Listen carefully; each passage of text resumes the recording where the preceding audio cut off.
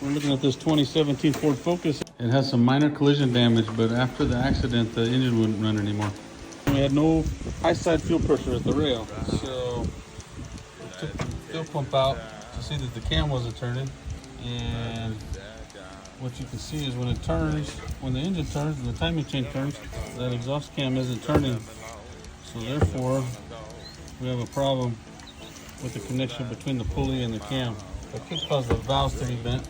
This 2.0 liter Ford engine is considered to be an interference engine, so that means if the timing chain isn't operating properly and the cam's not operating properly, then some of the valves will be stuck open, and therefore when the piston goes up it will slam into the valve. So basically what would seem to be a simple problem, you have a catastrophic failure.